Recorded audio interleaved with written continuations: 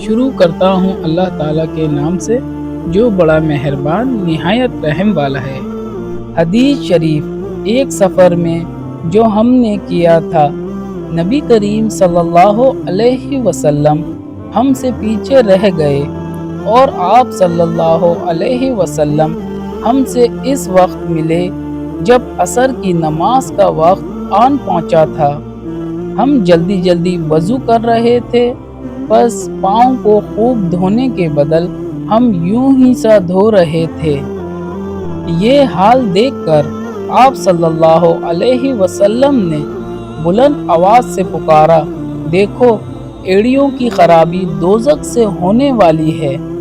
2 یا 3 بار آپ صلی اللہ علیہ وسلم نے یوں ہی بلند آواز سے فرمایا۔ صحیح بخاری حدیث نمبر 60۔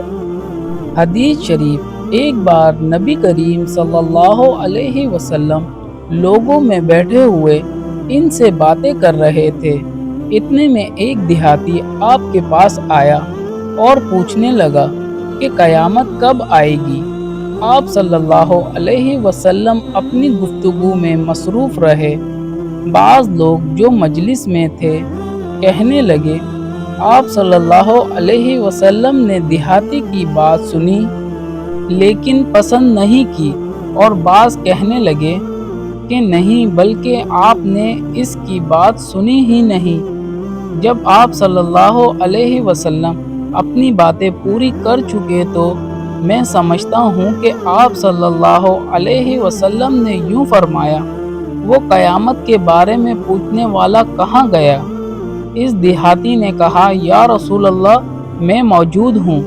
آپ صلی اللہ علیہ وسلم نے فرمایا کہ جب امانت، ایمانداری دنیا سے اٹھ جائے تو قیامت قائم ہونے کا انتظار کر۔ اس نے کہا، ایمانداری اٹھنے کا کیا مطلب ہے؟ آپ صلی اللہ علیہ وسلم نے فرمایا کہ جب حکومت کے کاروبار نالائق لوگوں کو سونپ دیے جائیں تو قیامت کا انتظار کر۔ صحیح بخاری حدیث نمبر 59۔